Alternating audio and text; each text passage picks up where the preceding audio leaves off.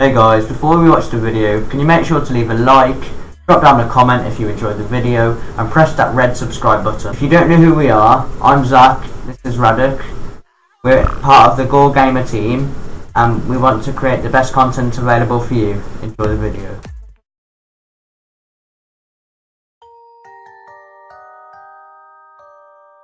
A young woman was involved in a scary incident involving a strange man under her bed. The story reads, I am 22 and this incident happened a year and a half ago. I had just moved into my first apartment and was in the process of moving in. The door that led into my apartment locks itself automatically when closed. So, I was going to the entrance of the apartment complex to get my mail while talking on the phone with my boyfriend. I returned to my apartment and sat on the bed whilst opening the mail while using the phone. I dropped the phone on the floor and it landed under the bed, so I had to lie on the floor and stretch for it. I saw something that caught my eye. There was someone under my bed. My eyes widened and I choked the urge to scream. The person under my bed was lying still with his back towards me and his head to his chest, so I couldn't see his face, and he didn't see me, trying to be rational while so many thoughts rushed through my head. I picked up the phone, said, sorry, I dropped my phone, I'm just going to take a shower and call you back. The bathroom is right by my bed. I hastily walked in, quietly locked the door, turned the shower on, jumped out my window. The apartment was on the first floor, and called the police. They told me to wait nearby, but to go to across the street and see if anyone comes out to the door to the apartment complex. This was during summer. It was still light out. I placed myself across the street, hiding behind a car while watching my open bathroom window and the entry door. I called my boyfriend and he came to me just before the police. I gave them my keys and they went inside.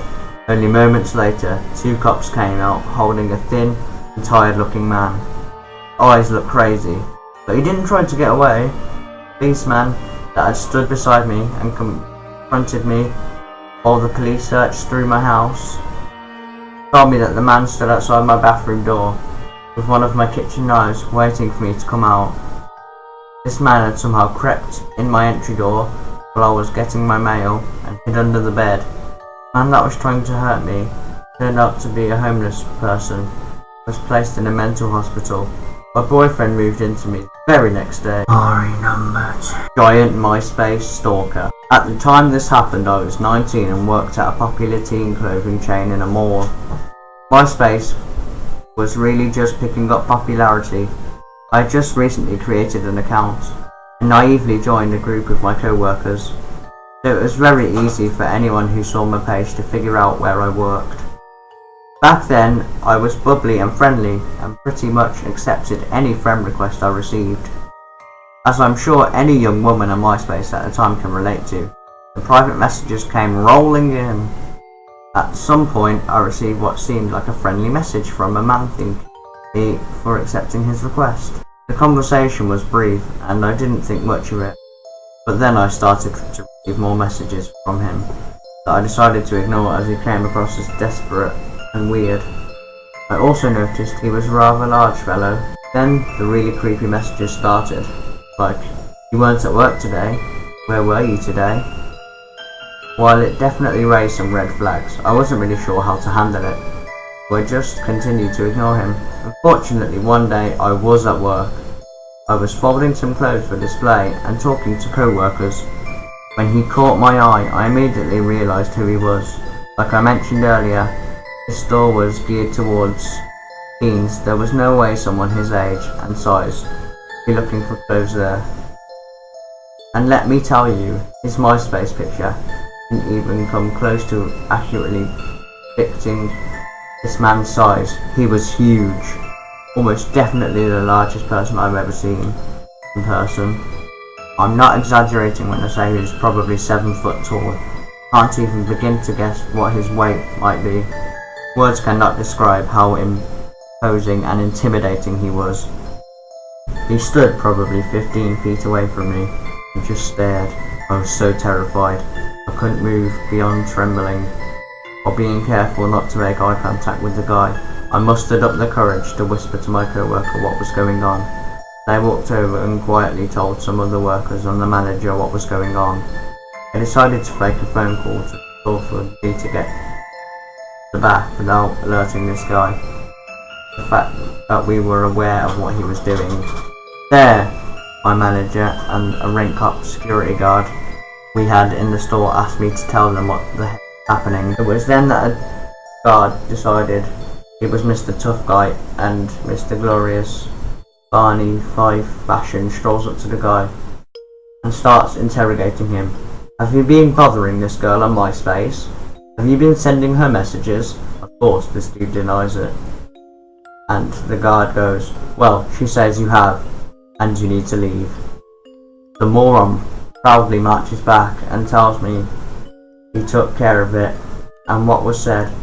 Gee, thanks buddy. I mean, on what planet could that have possibly been a good way to handle the situation? A few minutes later, a co-worker comes back and says he's outside the door standing there and staring.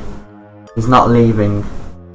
I don't know if the rent was a cop and intimidated at the point or what, but he didn't approach him again. The guy stood there waiting for me a couple of hours before finally leaving. I was escorted to my car that night when my shift was over. When I got home and logged on, I had a message from him saying that I had hurt his feelings. I wanted to go ballistic on this creep for having the nerve to claim that I hurt his fucking feelings after he'd been harassing and stalking me. He had just scared the daylights out of me and my co-workers.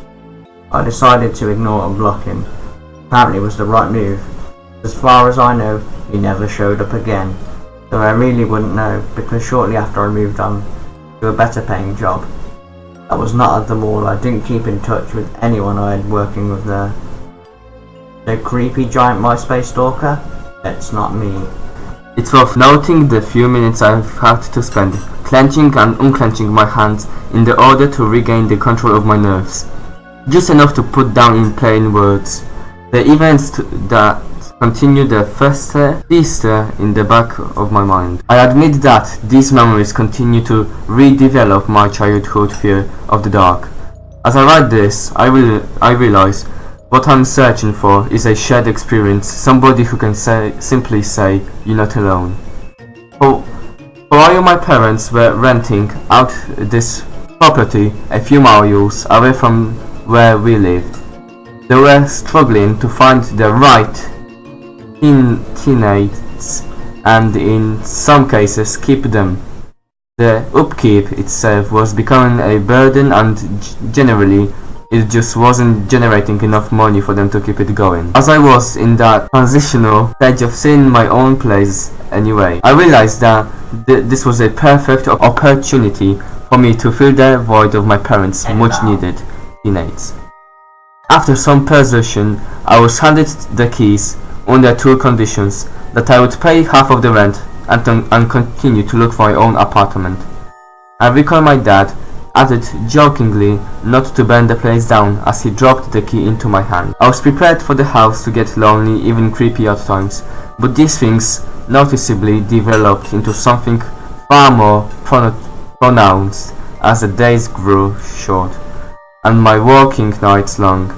I've been aware of my tendency to stay up late, finding peace in some knowledge that I wouldn't fall prey to a somber thought or bad dream, not until I reached the point where I simply couldn't keep my eyes open any longer.